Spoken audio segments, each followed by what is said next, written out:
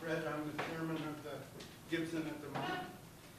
And we are more than excited to have Ellen Klages here today to talk to us about what I have been told by many people is the best history of Lake County ever written. So we'll see. I bought the book. I'll read it.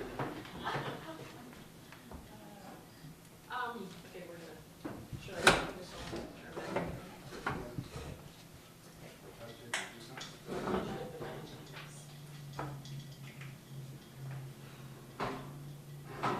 This little screen is temporary. We have a 55-inch screen that we're lusting for, and I'm happy to take donations. So if any of you are so compelled that you want to see a bigger screen, then please come see me and I'll take your donation. And we had a projector, but I have a Mac and the projector was PC, and in the 4 days that we had to figure the tech out, we didn't figure it out. Is the mic working? Yes. Okay.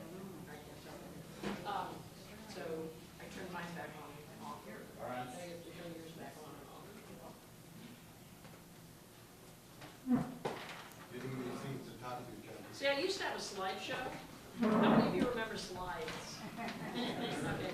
And so I had the entire Harbin history in a carousel with slides. And I tried to find anybody in the world that I knew that still had a slide projector, and everybody just looked at me funny. So, well, okay, thank you now. Yeah, now you tell me. So I had the slides digitized, and now we have a completely different problem. Are you on? Yeah, it's coming. All right. It says HDMI now. And it says no signal. We had it working. It will Twice? work again. All right.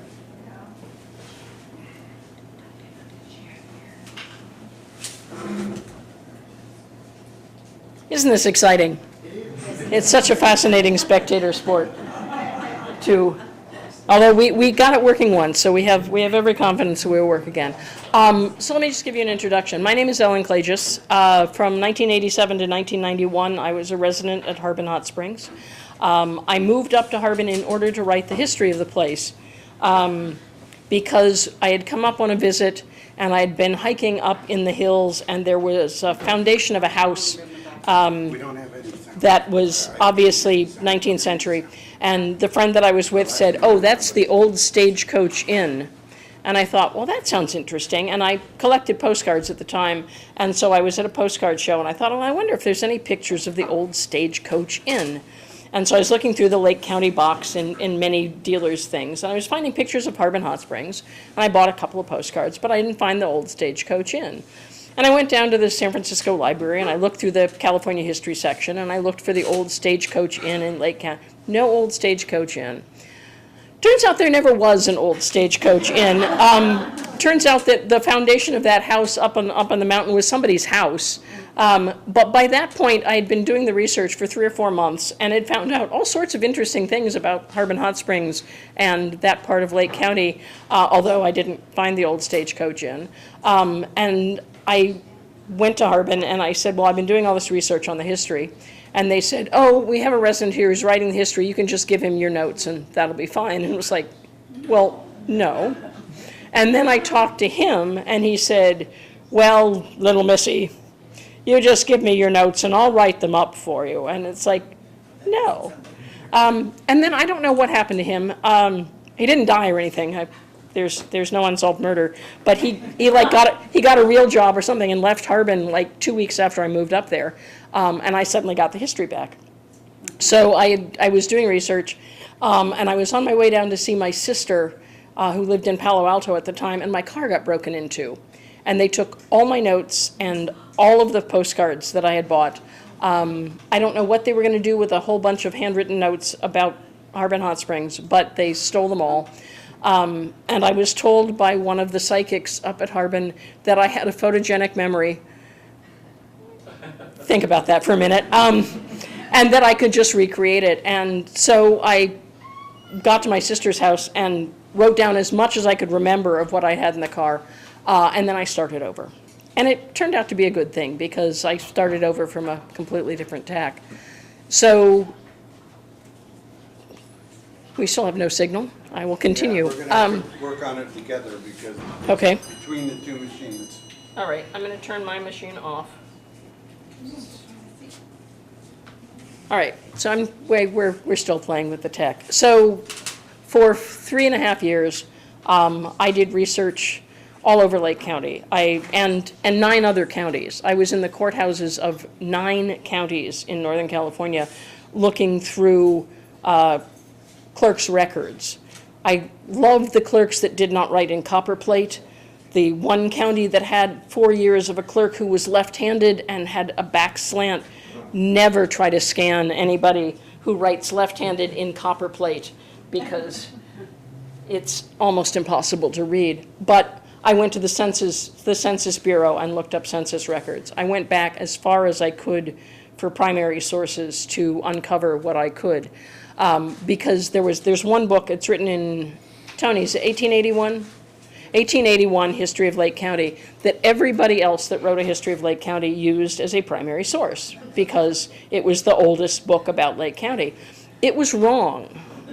And it was wrong in some really fundamental factual ways. And I kept using it as a basis because it was the oldest book written about Lake County history and going, but wait a minute. This guy was born in 1833 and he died in 1897 at the age of 48. How, that doesn't work.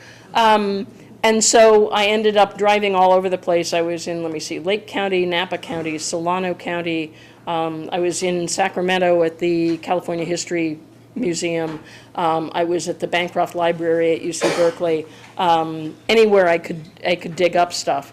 I spent a lot of time in Lakeport at the museum there reading a weekly newspaper that they actually had as a newspaper week by week for 40 years.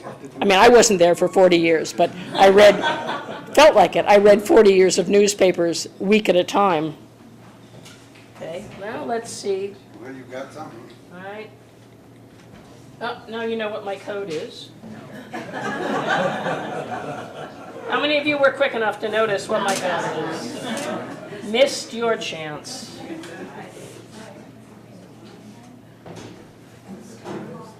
Ah, we have achieved picture.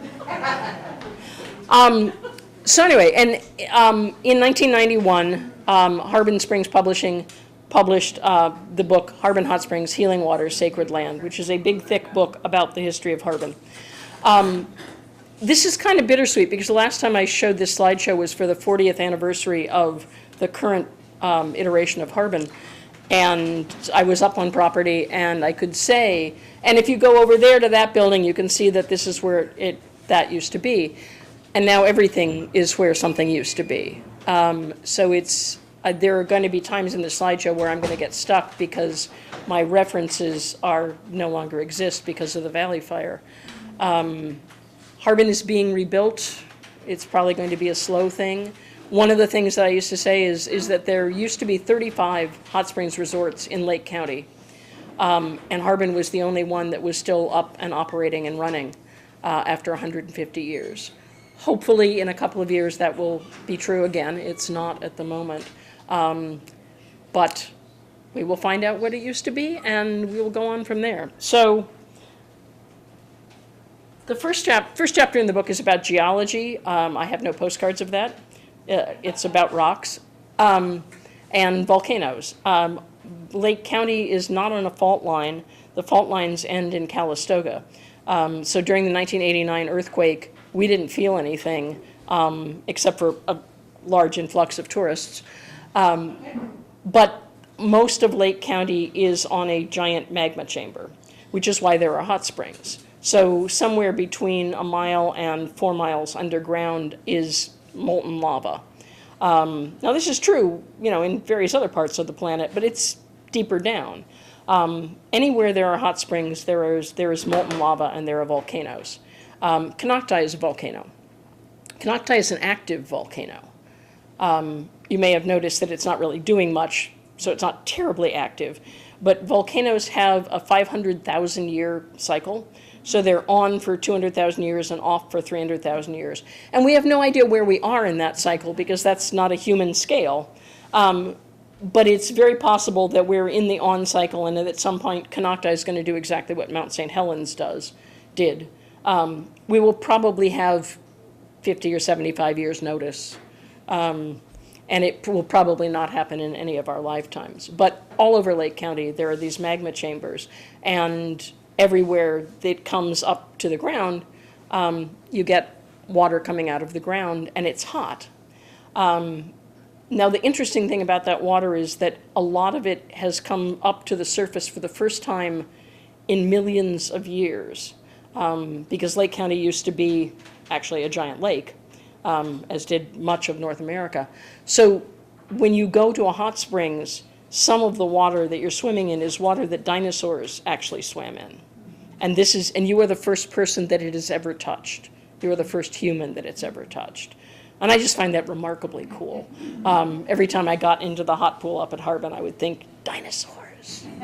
All right, not every time, but a lot of the time. So the first chapter is about the geology of Harbin, because that's why anybody ever went there.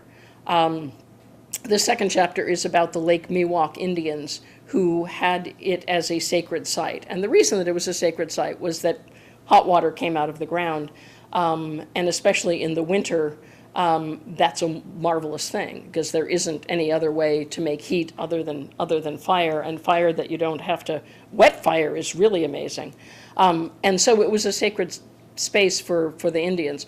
Again, like geology, not a lot of postcards from the Miwoks, because postcards date back to about 1898, and the Miwoks are thousands of years before that. There were 3 Miwok tribes in California. The central Miwok were the largest. They're in the Yosemite area and Sacramento, all up and down that valley. And then there were the coastal Miwoks, who were over from, I think, Bolinas on up to Fort Ross. And then ours were the Lake Miwoks, and they stretched from basically Middletown to Clear Lake and a little bit beyond. They were a fairly small tribe, estimated to be about 500 to 800 at their height.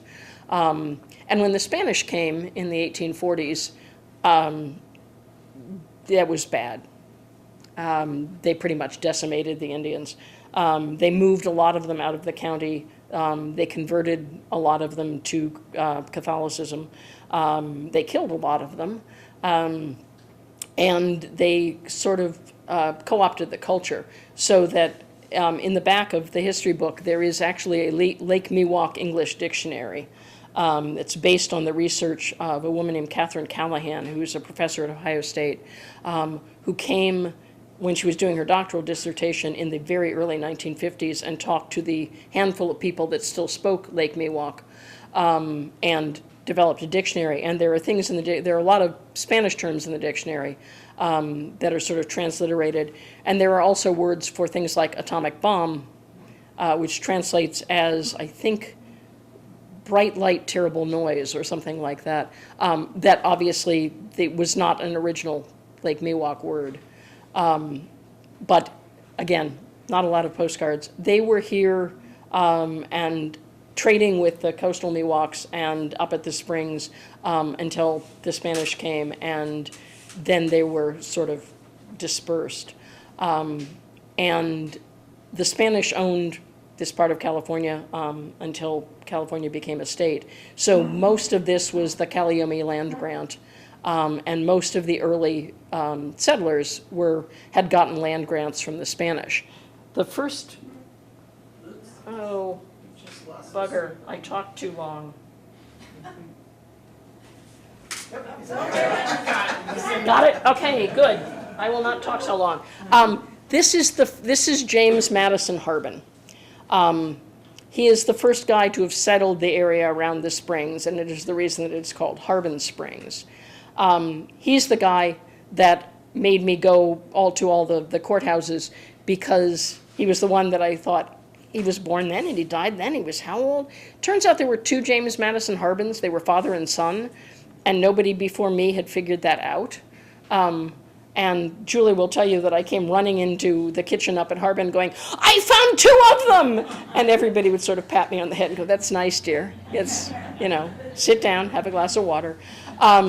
because I was always walking around Harbin looking at things that were no longer there and going, there used to be this thing here, and people go, yes, dear, that's nice. So James Madison Harbin and his father, James Madison Harbin, were both California pioneers, I think, and I never actually straightened them out completely, and I'm not sure it's possible. One of them founded a hotel in Napa. One of them was up here. One of them was a scoundrel that got thrown out of several counties for shady land deals. We'll pretend that wasn't ours. But James Madison Harbin is the one who left his name. He also had a brother or a son, depending on which one you're talking about, named James something else Harbin, because his family had no imagination whatsoever. They just named all of their sons James. I don't know if they had a daughter named Jamesina or something, but they had two sons named James, which made things even harder to figure out. This guy has his head cut off. All right. Oh, that's better. This guy no longer has his head cut off. This is Richard Williams.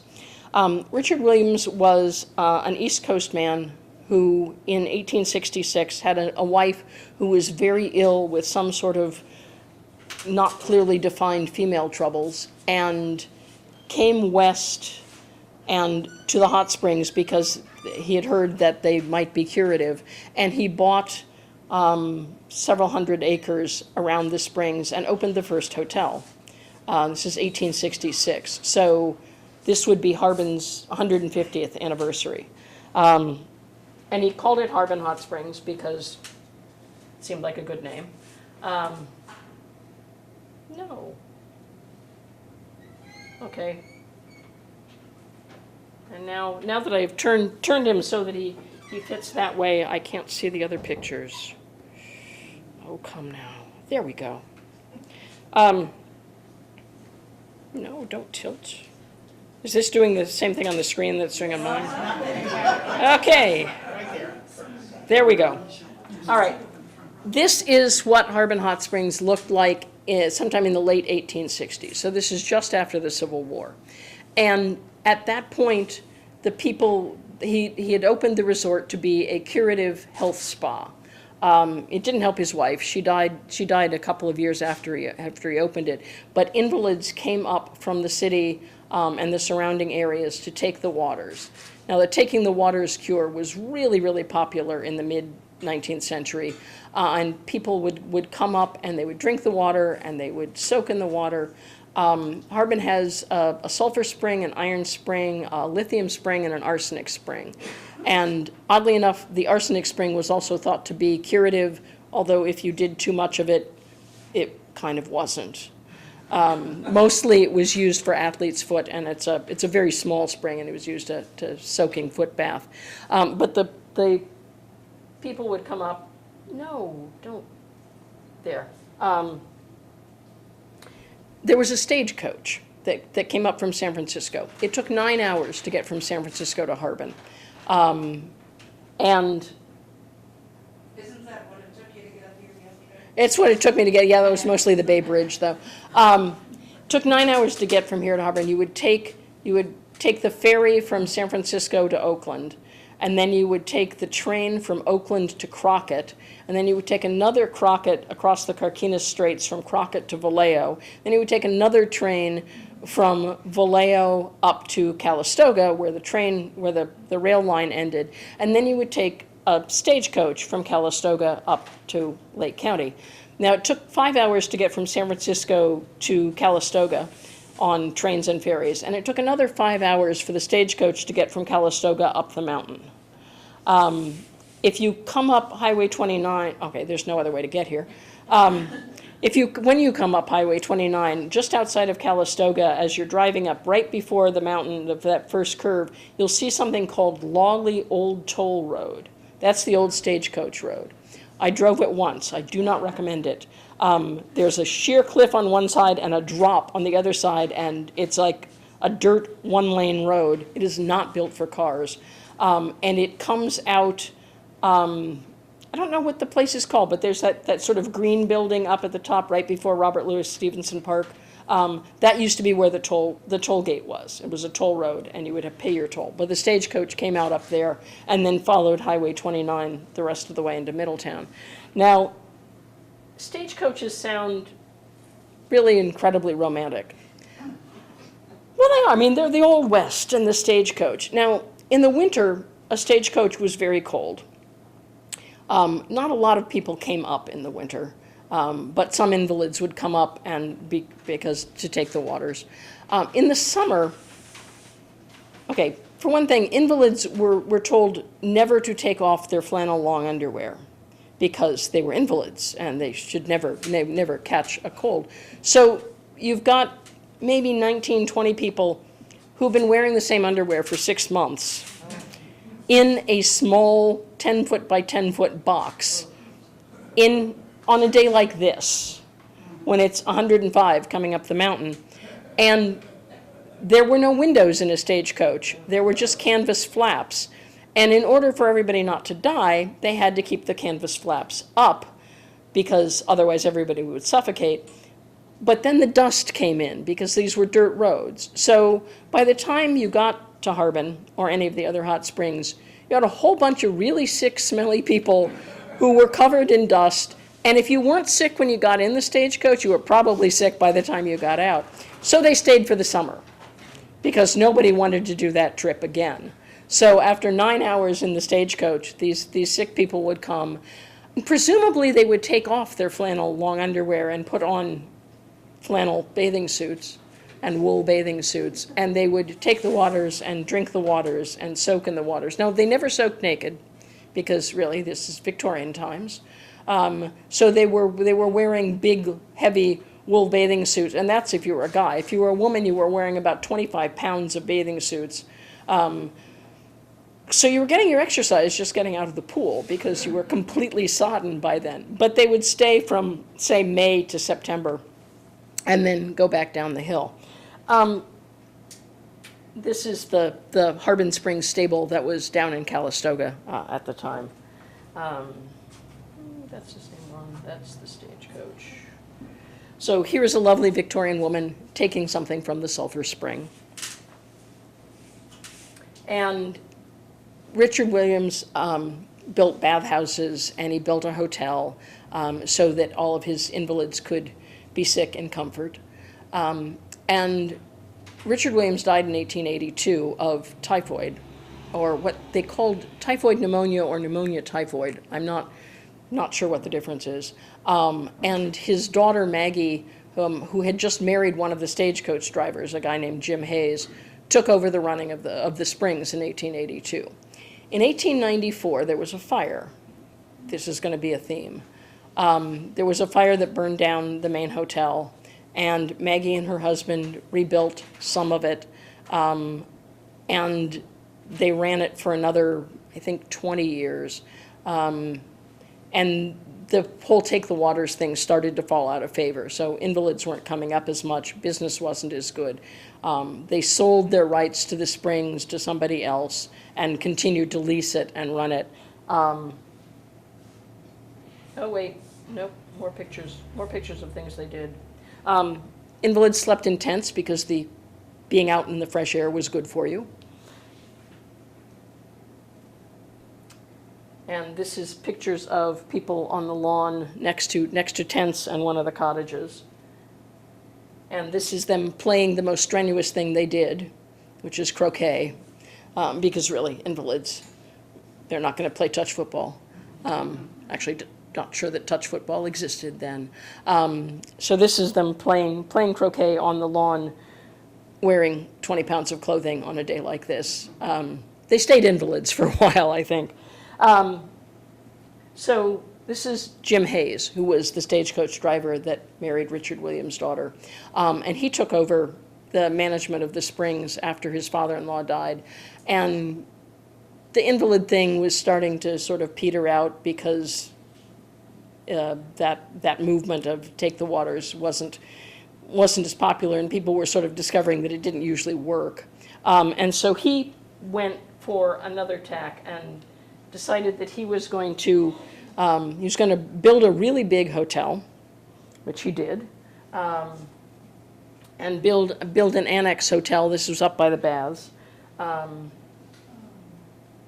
build a gymnasium. This is the entrance to Harbin with a gym.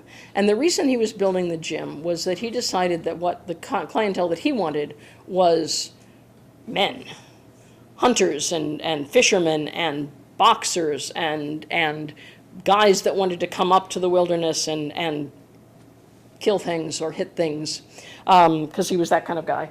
And so he built the gym, and he built a swimming tank, which is still there. I think it's the same pool. It's in the same position anyway. These are the boxers. Well, wait, I have one more. So here's a bunch of big guys on the road to Harbin, and between 1900 and about 1908, the heavyweight champion of the world trained up at Harbin, partially because Jim Hayes had a gymnasium and they could train, and partially because at about 2,000 feet, the altitude was better for lung capacity, and there wasn't the kind of smog that they had down in the city. The air was clean. So they would come up and train for fights. And these are, this is Jim Jeffries, well, you can read it, Jim Jeffries, Joe Kennedy, Jack Jeffries, who was his brother, and Bob Fitzsimmons. Jim Jeffries was the heavyweight champion of the world at the time. So this is kind of like having Muhammad Ali come and train at your hot springs. It's a picture of Jim Jeffries. Look at the size of his hands. His hands the size of hams. So these were the guys that were training up here. And it was fairly lucrative. He got a bunch of sportsmen to come up. The resort was going well. And then Hayes was killed in a buggy crash. He was thrown out of the buggy and injured his neck and took a couple of months as a completely bedridden invalid. And then he died, and all of a sudden his wife Maggie and their kids had a resort that they were leasing. And the people who owned it took it back for a while, and then Maggie took it back for a while, and there were some bankruptcies and a whole bunch of kind of shady business dealings. And in 1910 or 1911, it was bought by the Booth company, Booth family. And I'm guessing that some of you probably knew somebody in the Booth family because they were in Middletown. And they owned Harbin from 1910 until 1960. So they owned Harbin for 50 years. And their vision of Harbin was not a place for invalids or a place for boxers and hunters. Their vision was a place where families could come up and take vacations.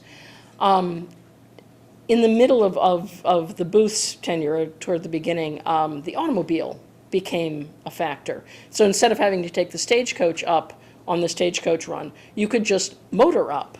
You could take your own car, and you could come up for a new concept called the weekend. And I'm hearing Maggie Smith on Downton Abbey saying that, what is a weekend?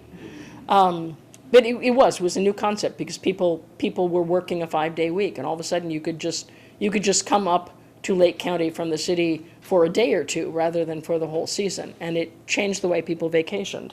So the Booths redid things. This is the entrance to Harbin in probably about 1920, 25. They completely redid, because by the, Richard Williams Resort from the 1860s, it was 60 years old by that point, and it was getting a little run down. So the Booths actually did a whole lot of building. They built this new entrance. They built or remodeled the pool. People are still wearing wool bathing suits because, progress isn't that fast. This is the interior of the lobby in probably about 1925, with a fireplace that we do not need today, and a whole bunch of deer heads that probably the people before had shot. And this is, for any of you that have been up there before, that's Walnut where there was no parking when the first times I did this slideshow, but a whole bunch of parking in the 1920s. And he built a building around the baths. That's the warm pool inside there, and then changing rooms on both sides. And just for comparison, that was what that same place looked like until last September.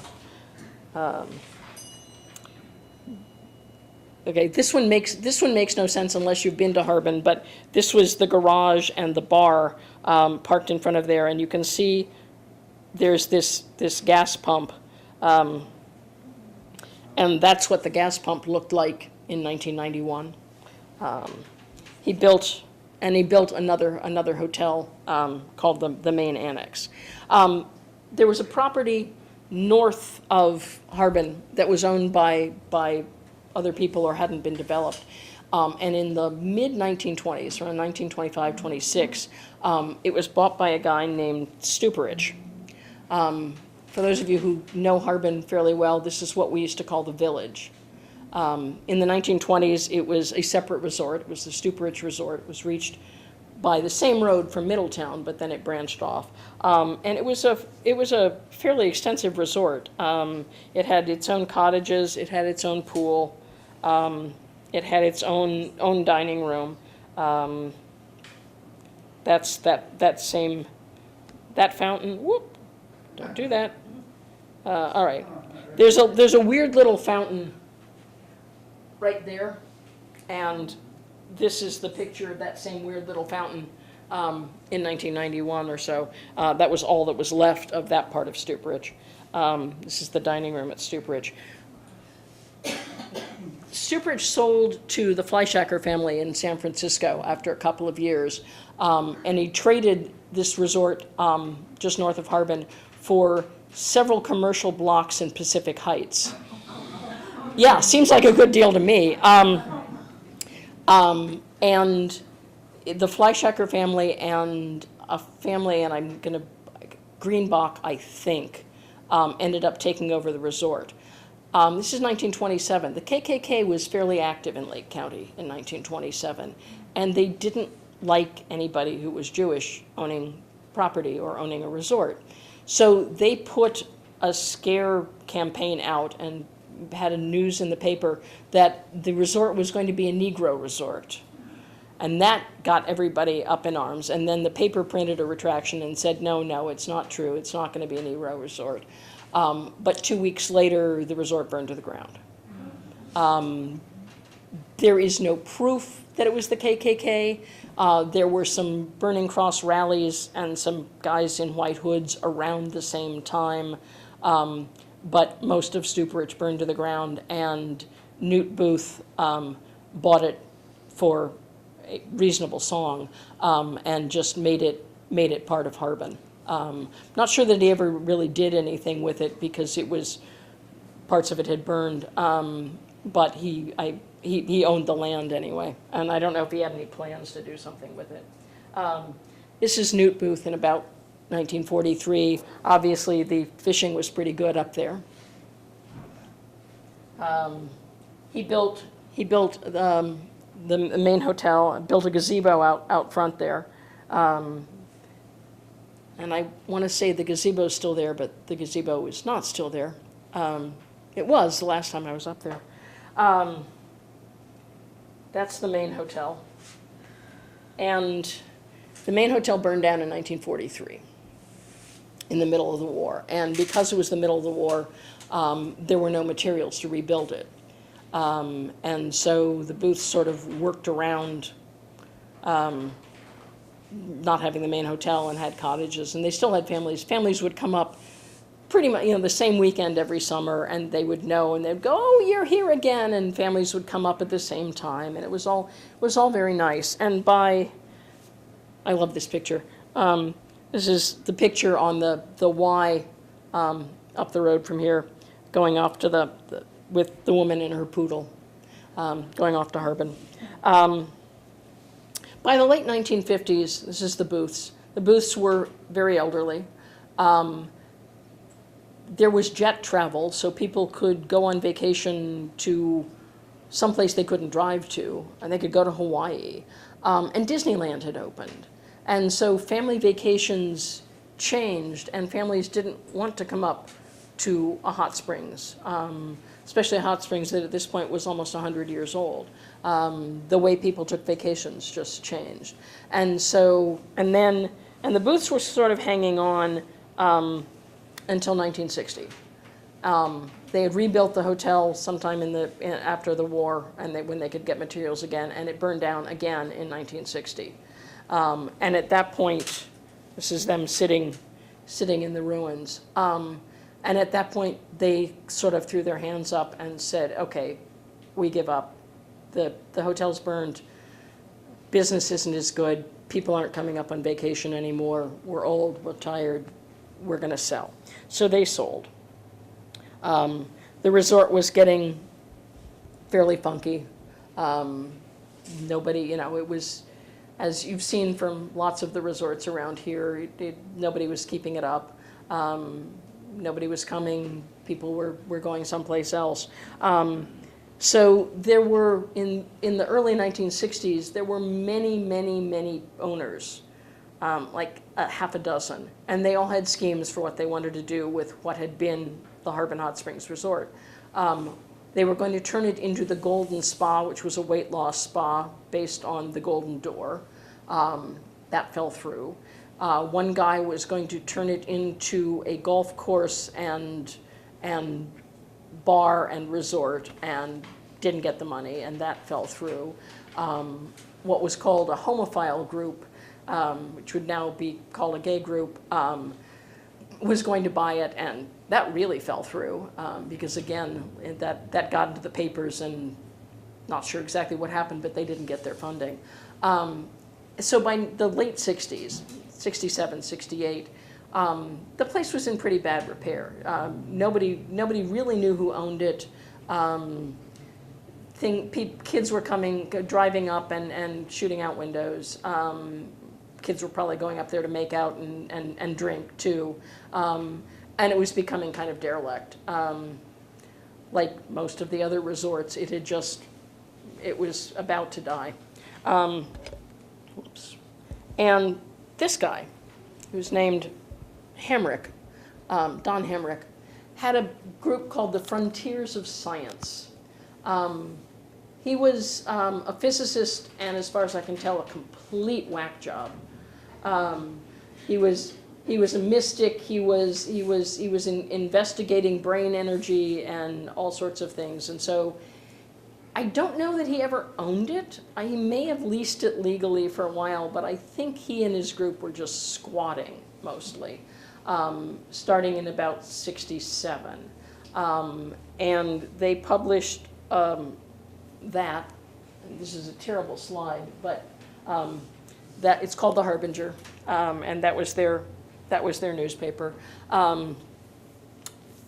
They might have been making LSD in one of the labs. Certainly, people were taking it. It was huge drug culture. The Middletown papers started to be full of anti-hippie. Let's get these people out of our county. And Harbin started to get a really, really bad reputation. It culminated, the health department went up there and tried to close down the baths and the kitchens.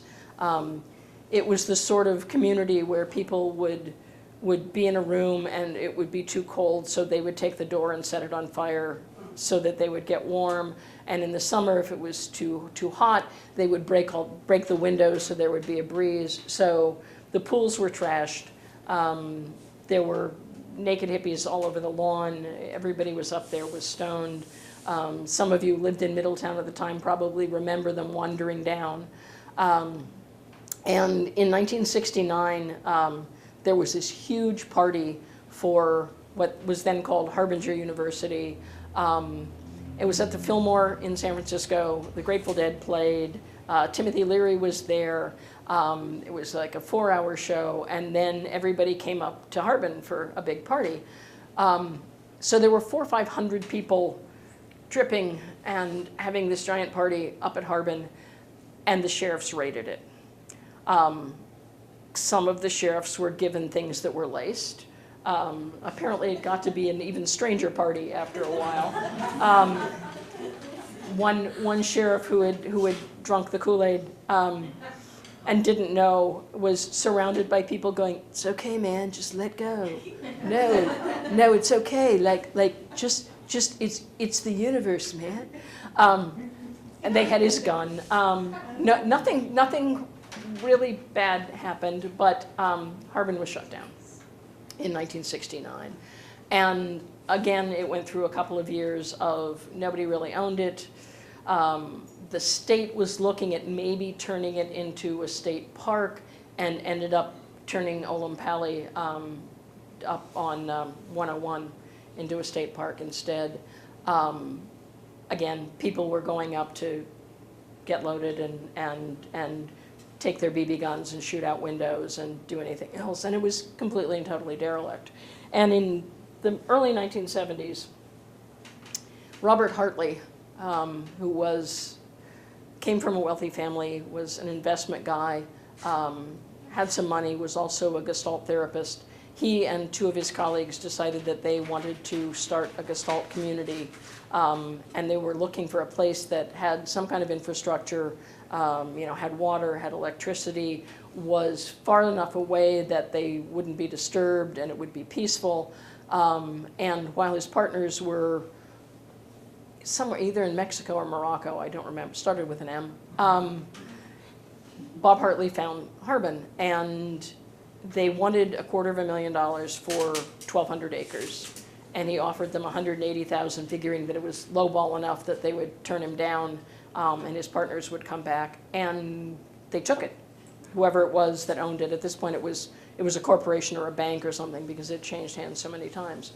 And so his partners came back from wherever they were and said, "Yeah, no, this isn't really what we were thinking of." And he decided he would buy it himself. So Bob Hartley bought Harbin, and he put ads in some of the counterculture papers saying, "Rent $30 a month. You work a couple of hours a day, and come up and live, and basically help me build this place." So that was what Harbin looked like. That's Azalea in the late 1970s, and people came up and they worked. And if you wanted to stay in a room and it didn't have any windows, then you put windows in. And if it didn't have a wall, then you learned to plaster and you patched the wall. And every time there were waves and waves of people, and each wave had more skills. The first people that came up just sort of came up and they fixed a few things, and then the next wave that came up, the rooms were nicer. You could actually sleep someplace. It had walls, and a cook would come up and start cooking for people. And so every wave of people that came up, they stayed a little longer and they worked a little more, and they built the place. They built the place back up. This is Walnut, probably in the early 1980s. This is building the conference center, probably in the late 1980s. That's the baths sometime in the 90s. And that was the lawn at Walnut. So from 1976 until 2015, Harbin had a renaissance. It was a new age resort. It was internationally known. It had thousands of people coming up every day, and there is a future. I don't know what it is. The Valley Fire put an end to that particular chapter. My book ended in 1991 because that was when it was published. So I'm hoping that somebody will write that last chapter and we all are around to find out what happens to Harbin next. But that's where we came from. And I will take any questions anybody has. Thank you, Anna.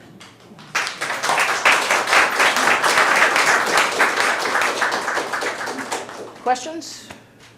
Yes? I don't have a question, I have a comment. I remember the first time I went to Harbin, Huh? 2007, and how much I enjoyed being there. And I remember when they built that round building where we had our spiritual practices at? The temple? The domes? I remember that. Yeah, I remember that. So the temple. So I enjoyed Harbin the few years that I went there. Who owns it currently? It's a Heart Consciousness Church. The same people that have owned it since 1976. That's 40 years, which is second only to the Booths owning it for 50. The fire didn't change the ownership. It just So Dave Hartley still owns it? Robert Hartley deeded it to Heart Consciousness Church sometime in the late 70s. So there's a board of directors that manages and owns it. But no one individual owns it right now. Is he still alive? Yeah, he's still alive. He's 83. He's living a couple blocks from here. We can all wave. And he's, people are working to recreate what was there up until last fall.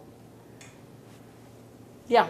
Yeah, I just remember there's so many different pools of the hot, the cold, and the medium. How did those fare as well from the springs were piping in? Julie? The pool survived quite nicely. Some of the buildings, the pools are all uneven. Yeah.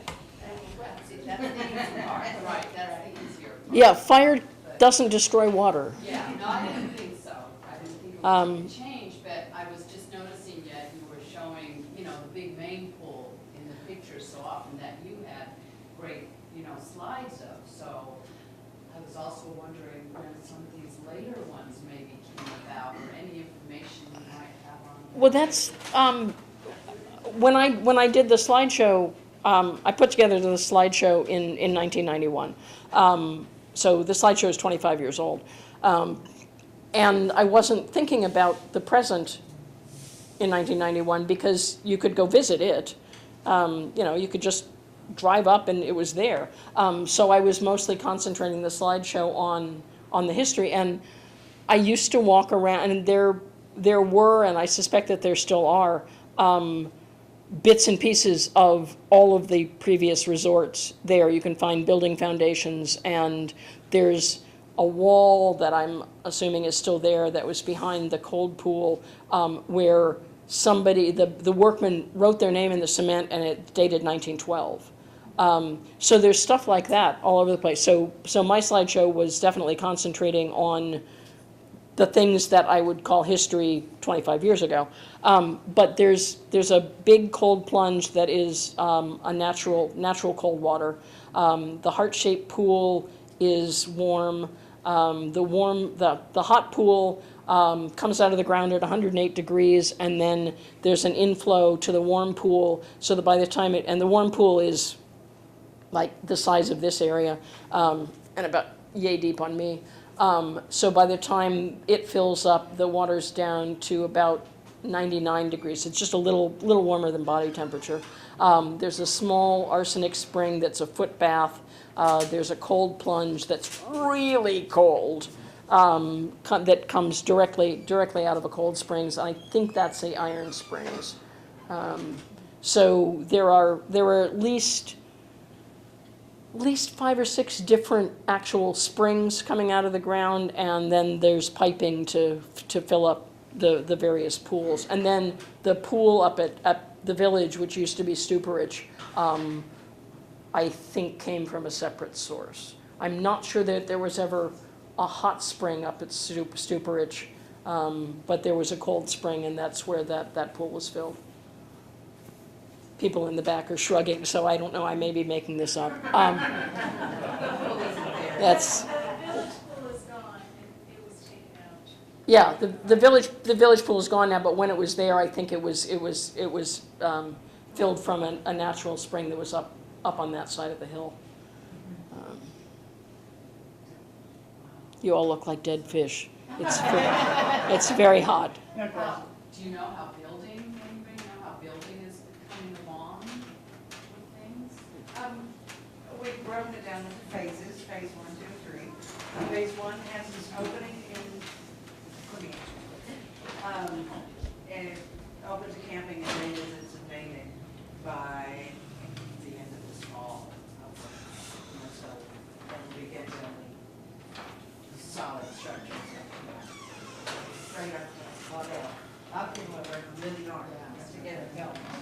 If you go to the Harbin Facebook page, Harbin has a Facebook page, and there's a Harbin Memories Facebook page, and the Harbin website, which is harbin.org.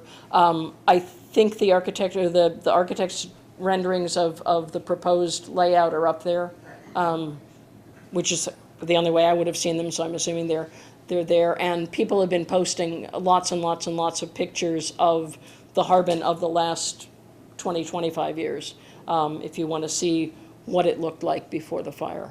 There are also pictures on, there's a lovely full-page spread in today's Santa Rosa Press Democrat of historical pictures. And if you go to the Press Democrat's website, there are some more historical pictures, some of which you've just seen, and there's also some pictures of right after the fire. So yeah, online there's a whole bunch of information on Facebook and on the Harbin website of what the plans are going to be. I still get emails about Harbin from time to time because I was on the email list. Yeah, and if you want to sign up for emails about Harbin's progress, I'm sure Julie can tell us how to do that, or somebody can. Yeah. So Ellen, as a historian, I was, you had been interested, I was there as it was getting cleaned up, and where the stone front building was, they kept digging away. Finally, they came to stone mortar foundation. You know, it became smaller, about a 16 by 20 stone foundation was in the middle of where the restaurant and everything was, very deep. Wow. It was really quite something. It's, well, there were cottages. There were cottages there. There was a cocktail lounge there. There are some things that I don't think we'll ever know about, because unless somebody took a photograph of them or made a postcard of them, there's no way to tell what was there. I mean, I used to walk around with these old postcards, and I would match up the tree, because in most cases the tree or the line of the hills hadn't changed, but the buildings had. And I'd go, okay, this tree, which is much taller now, but that line of hills, so this building and this postcard must have been there. I don't know how much of that is even possible now because the trees are gone. The line of the hill is still going to be the same, but yeah, I mean, you've got stuff. Well, you've got the most current Harbin, and then you've got the Booth's Harbin, and then you've got the Boxers Harbin, and then before that you've got the Invalids Harbin, and before that there was, you know, the springs were still there and going back thousands of years. So you've got at least 5, 6 different resorts that were there, and I wouldn't be surprised if there were layers under layers of things that somebody, you know, it burned down or got raised, and somebody put a building over it and just built right over it. Yeah. My assistant curator, Ricky Petrie, museums, was one of the archaeologists that was out there helping. I can't hear you. Oh, the assistant curator for county museums, Whitney Petrie, was out with the cleanup crews monitoring the site. She'll be submitting a report of the archaeological remains that were uncovered and things like that in the coming months. And obviously, they'll be submitted first to the Harbin people, and they get to take a look at it. But eventually, it'll be submitted to the Northwest Information Center, which is the archaeological center, and it's from the state and into the public. So. Oh, cool. When everybody is milling around and talking and having refreshments and stuff, there are 2 doors at the back of where everybody is sitting that I'm hoping that they will move so people can look. They're full of postcards and other photographs, and there are some that I've never seen before. So I really want to look at them. And there are a couple of postcards that were in the lot that I had stolen out of my car that I've never recovered again.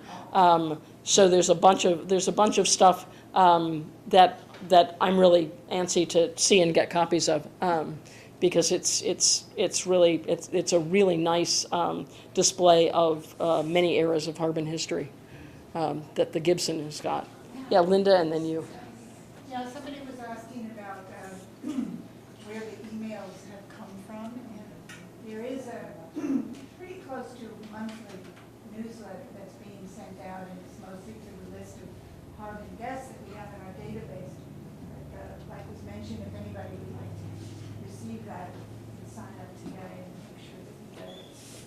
basically oriented to let friends in Harbin know what's going on as the rebuild progresses.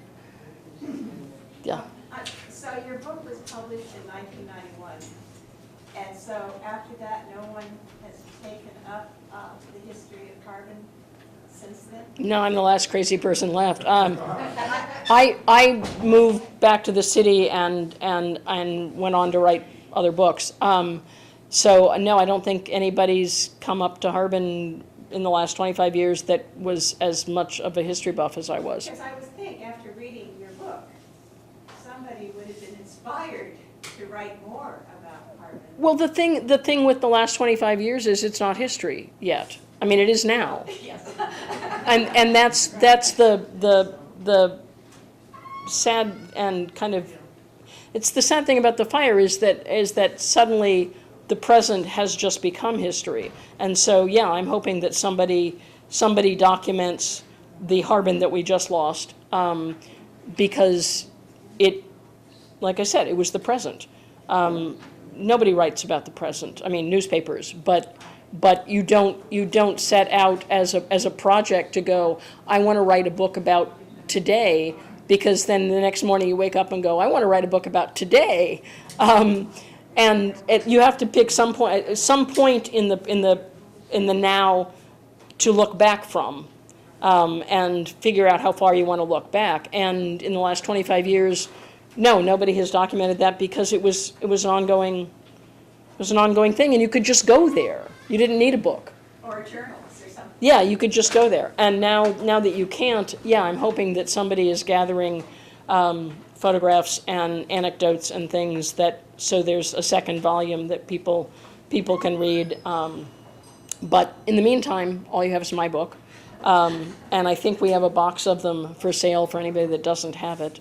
And okay, we've got more questions. Is there a story behind your shirt? Is there a story behind my shirt? Yes, there is.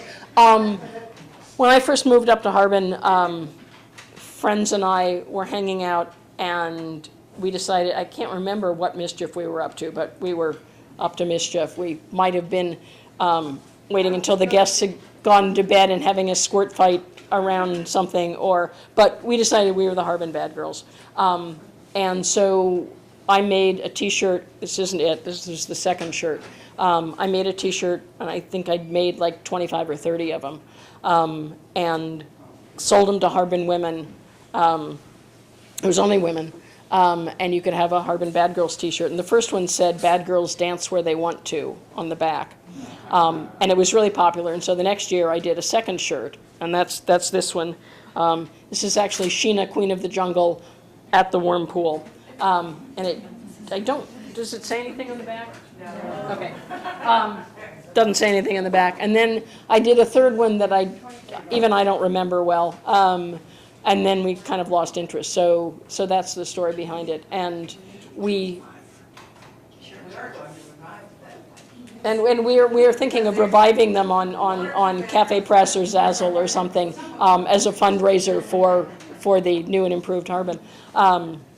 But there was a thing called the Free Box at Harbin, where people would donate clothes that they didn't want, and you could go down, and since a lot of people that came up to live at Harbin came up with like a backpack or the clothes on their back or nothing, so people were always looking for clothes, and so people would go through the Free Box and find anything, and it's like, oh, I need it's cold, I need a jacket. Oh, there's a jacket in the Free Box.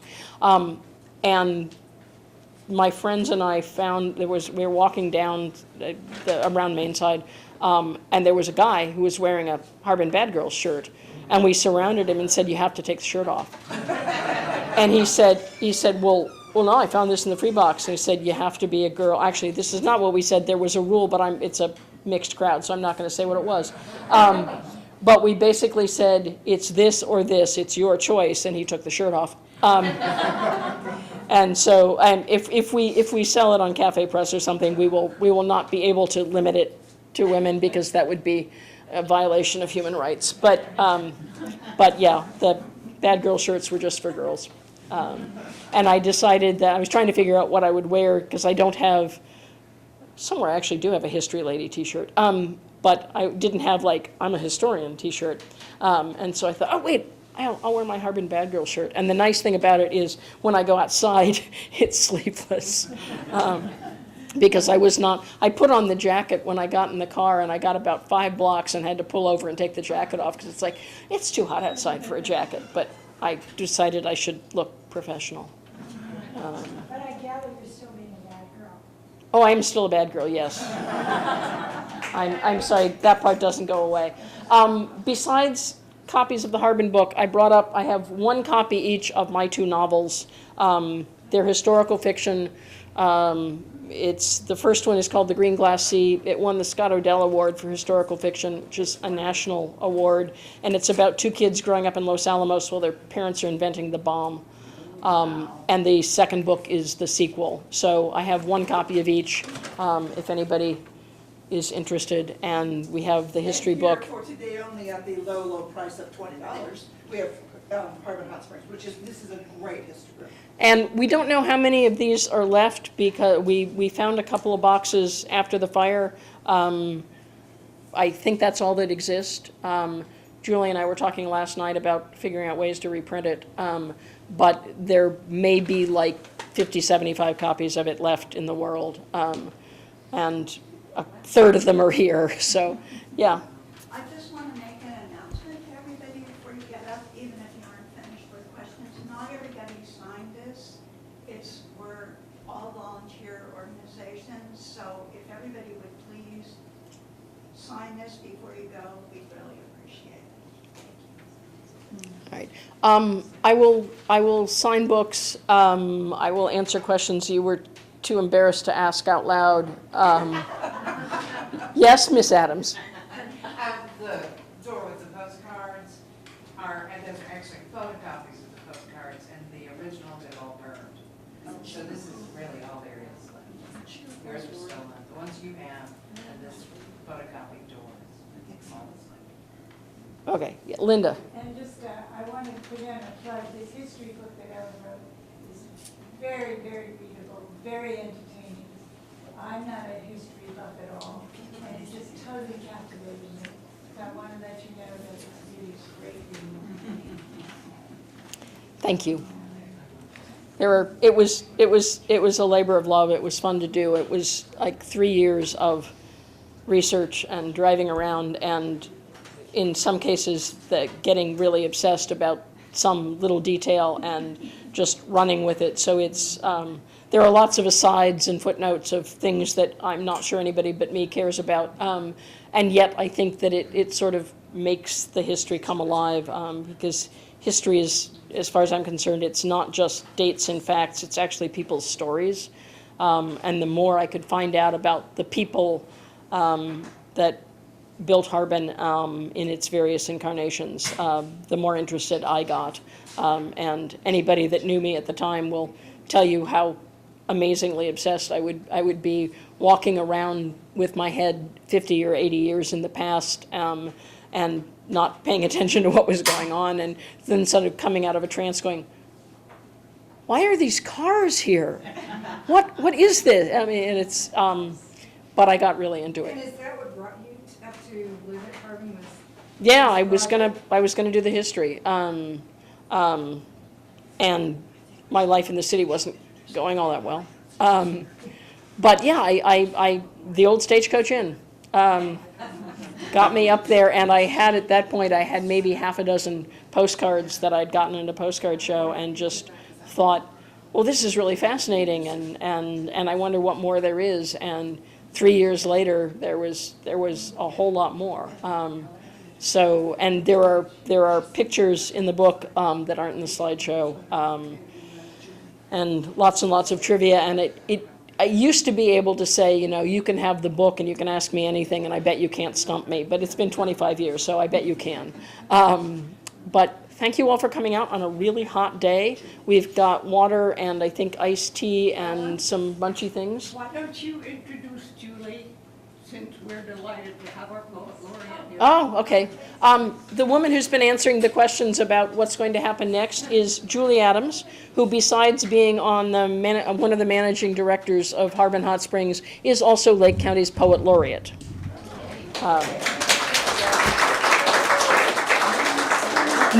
Newly minted. Can you stand up? There you go. Julie Adams, Lake County's newly minted poet laureate. She will be your poet laureate for the next 2 years. And we'll answer questions about modern Harbin and future Harbin. I will answer questions about past Harbin. Before you all rush up to buy the book, which I know you will, we'd like to give a little prize for one of you. And we normally have a routine set up, but we didn't do it this time. I'm going to make something up. We have, the facility is named after Chauncey Gibson. So anybody whose middle initial is G, raise your hand.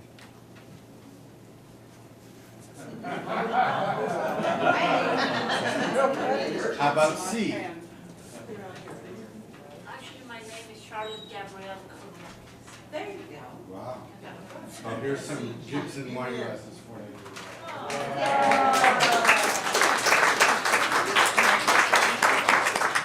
I want to thank you all for coming. I'm going to give a plug for the Middletown Mercury, middletownmercury.com. It's our local publication. We carry a regular feature on Gibson Museum and many other things. So please check it out. It's free. It never costs you a penny. Check it out. Online or is it in paper? It's online. It's an online publication. middletownmercury.com. Okay.